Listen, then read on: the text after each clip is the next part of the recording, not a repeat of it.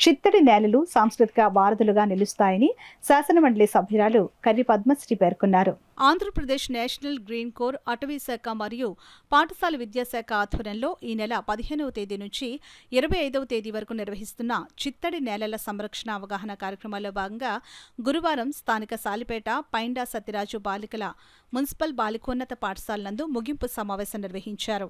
ఈ కార్యక్రమానికి ముఖ్య అతిథిగా విచ్చేసిన శాసనమండలి సభ్యులు కర్రి పద్మశ్రీ మాట్లాడుతూ ప్లాస్టిక్ వినియోగాన్ని పూర్తిగా మానివేయాలని, పర్యావరణ హితమైన అలవాట్లను అవలంబించాలని తెలిపారు. Jawaharlal Nehru technological university director కేవీఎస్జీ Muralikrishna మాట్లాడుతూ మడాడుబులు సముద్ర తీరానికి సహజ సిద్ధ రక్షణ గోడలుగా ఉంటాయని అన్నారు. అనంతరం జిల్లా స్థాయిలో నిర్వహించిన చిత్రలేఖన పోటీలో విజేతలకు అతిథుల చేతుల మీదుగా బహుమతులు అందజేశారు. ఈ కార్యక్రమంలో ప్రాంతీయ సంయుక్త సంచాలకులు జిల్లా విద్యాశాఖాధికారిణి G Nagamani, Andhra Pradesh national green corps జిల్లా సమన్వయకర్త కేవీకే మహేశ్వరరావు, కాకినాడ ఉప విద్యాశాఖ అధికారి ఆర్జే డానియల్ రాజు, జిల్లా సైన్స్ అధికారి ఎం శ్రీనివాస్ వినీల్, మండల విద్యాశాఖ అధికారులు విపిజి వాణికుమారి, సిహెచ్ రవి, పాఠశాల ప్రధానోపాధ్యాయుని జె సుబ్బలక్ష్మి, బాలల సైన్స్ కాంగ్రెస్ జిల్లా అకాడమిక్ సమన్వయకర్త కె వెంకట్రావు, ఎం వెంకట శివరామకృష్ణ, గ్రీన్ కోర్ ప్రాంతీయ సమన్వయకర్త కేసరి శ్రీనివాసరావు పాల్గొన్నారు.